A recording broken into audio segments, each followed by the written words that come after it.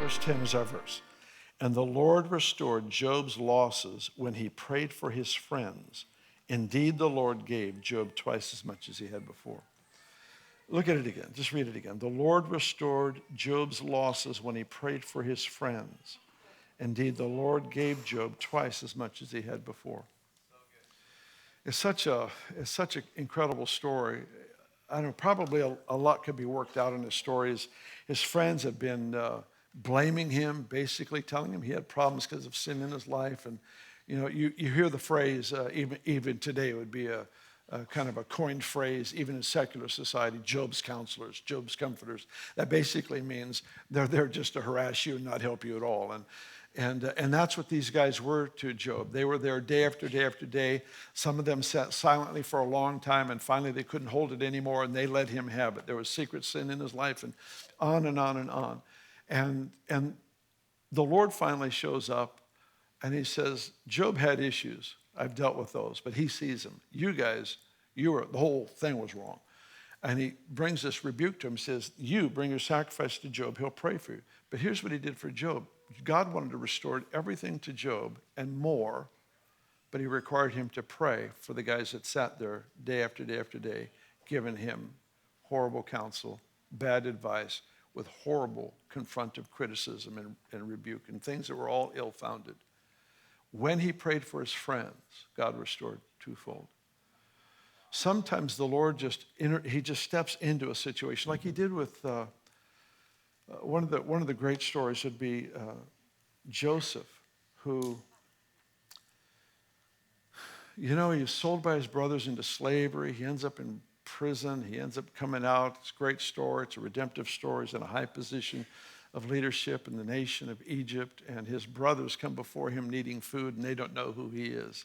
And he makes this statement. He says, what you intended for evil, God intended for good. I don't believe that God orchestrates evil, but I do believe that anything that comes our direction, God positions himself to redeem it, not just to bring us through it, but to actually help it benefit us. It actually becomes an asset, which was just mind-boggling that God could take the worst thing. Joseph lost like 13 years of his life to this nonsense, and he comes out. From where Joseph was, if he would have worked to be assistant to Pharaoh, he could have taken 100 years and never arrived there. But the 13 years of delay launched him there, because the enemy cannot destroy the purposes of God.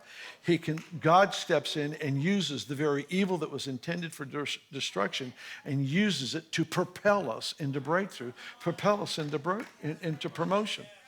And the two things about both stories with Joseph and Job is, in Joseph's case, he looked at his brothers who had betrayed him, and he forgave them.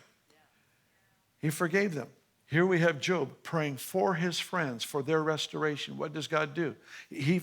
Job forgave them, and God restores twofold. Joseph was launched way beyond what he ever could have earned or worked for on his own.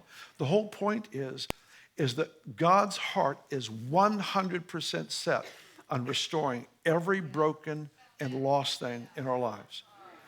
He is a restorer. This is who he is. And the revelation of his goodness in the last of the last days is something that has to be seen, to be a part of the message for the 1 billion soul harvest. Is for people to see what he's actually like. There's a draw. It's not casual, it's not careless, because it's a fearful draw. There's an overwhelming sense that once I yield to this one who is so good, I will serve him all my days. And so there's that fear and trembling kind of thing, and yet there's this rich affection to run towards him. And it's that strange combination that the Lord is using in the last days to woo people to him, not to join a gathering of believers, an organization, but to actually woo people to this Christ.